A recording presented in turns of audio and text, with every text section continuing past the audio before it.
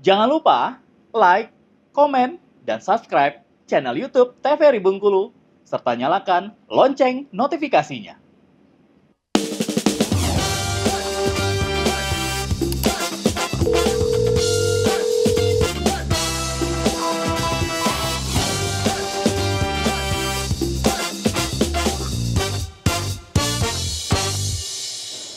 Baik, kembali pemirsa di Dokter Kita TVRI Bengkulu bersama Kita Sehat untuk hari ini, dan kita masih berbincang tentang trauma kepala bersama dengan Dr. Lista dan juga Dr. Yuta Pradana selaku spesialis bedah syaraf tentunya. Kita sudah ada gambaran dikit tadi mengenai trauma kepala yang sudah dijelaskan tentunya. Nah, Dr. Lista mungkin ada yang mau ditanyakan sama Dr. Yuta, silakan. Oke, terima kasih Kak Fahmi. Ini mungkin menyambung pertanyaan Dok dari masyarakat. Karena kan kami di Vaskes pertama itu mungkin untuk kasus-kasus trauma kepala atau cedera kepala ini kan menjadi satu hal yang menakutkan gitu Dok bagi masyarakat. Apalagi kalau dengar istilah operasinya itu Dok. Jadi masyarakat kan taunya kepalanya dibedah gitu. Iya, betul. Dan itu menjadi sebuah momok yang menakutkan.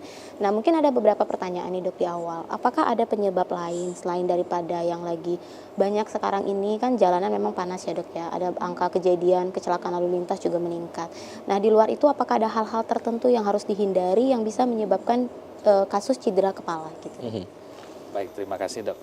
Jadi kalau untuk di Indonesia memang kita untuk data epidemiologinya memang belum banyak pencatatan yang bagus ya. Iya. Karena memang tapi diduga memang motor vehicle accident itu tertinggi ya saat ini kalau untuk di Indonesia.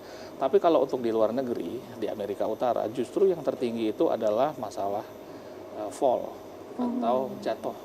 Ya, itu terjadi pada geriatri, pada populasi lansia sering terjatuh ya.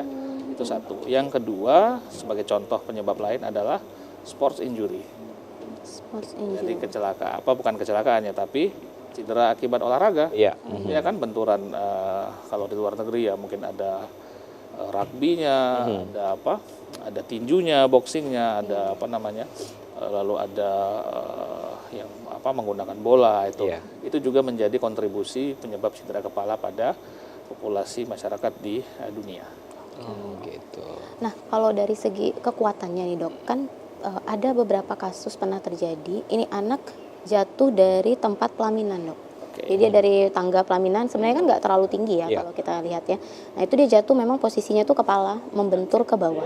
Nah itu dia sampai cedera kepala. Tapi ada juga pada kasus dia tuh dari tempat tidur yang sebenarnya lebih tinggi posisinya. Tapi itu lebih aman Dok. Nah itu kira-kira gimana sih Dok batasan kekuatan cederanya Dok? Gitu. Baik, sebenarnya itu kita tidak bicara masalah aspek berapa kuat gaya atau apa namanya Tinggi jatuhnya ya. tinggi jatuhnya atau force-nya. Memang semakin kuat benturan, semakin berisiko atau semakin besar pula kecurigaan kita terhadap cedera di struktur kepala. Nah, namun kadang-kadang itu kalau dari aspek fisikanya, mekanika fisikanya kan kadang-kadang itu energinya itu kalau orang mengalami benturan itu energinya itu kadang habis di jaringan sebelum tulang atau justru selesai di tulang. Makanya kadang-kadang kita lihat kalau di lapangan itu orang pasien cedera habis kecelakaan wajahnya babak belur, robek sana berdarah lebam, tapi otaknya justru aman. Ya, tapi sebaliknya habis kecelakaan mungkin hanya benjol saja.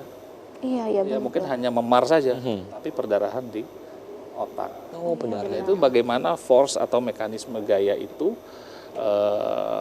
masuk ke pasien. Ya, nah kan kita nggak tahu pasien ada yang pakai helm, ada tidak. Nah, bagaimana gaya itu bisa berkurang sebelum mencapai ruang di dalam kepalanya. Gitu. Tapi kalau memang terlampau besar ya pasti hancur semua ya dari luar sampai dalam. Tapi kadang-kadang itu kita juga sering dapatkan ya udah patah pipi patah, semua patah, sini patah, otaknya aman justru.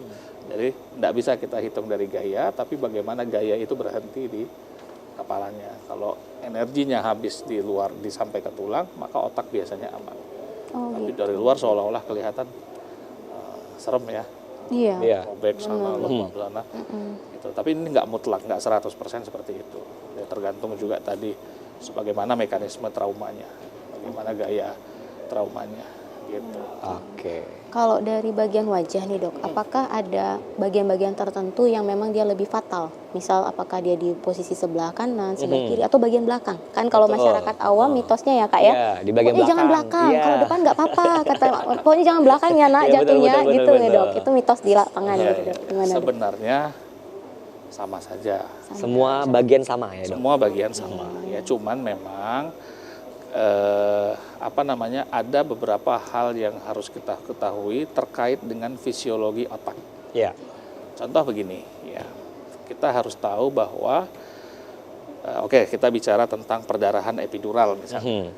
Perdarahan epidural itu secara umum ya itu penyebabnya kan kalau bukan patah tulang atau yang kedua pecahnya dari arteri meningia media, jadi arteri yang memperdarahi selaput otak. Nah, sedangkan kita tahu selaput otak itu ya, arteri meningia media itu melintasnya di daerah pelipis ini, temporal.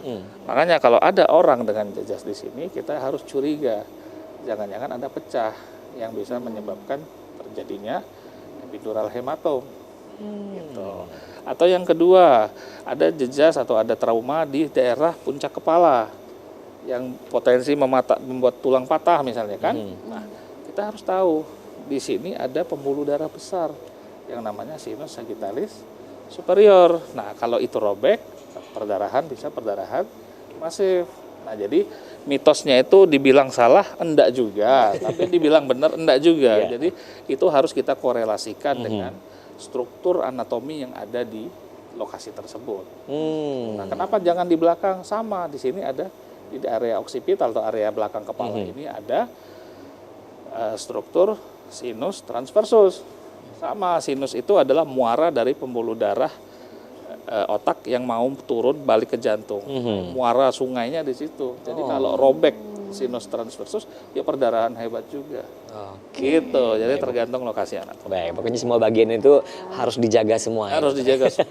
Oke, kita akan jeda iklan lagi tentunya sebelum kembali ke penjelasan slides. Baik pemirsa di rumah tetap bersama kami di Dokter Kita TVRI Bengkulu bersama Kita Sehat.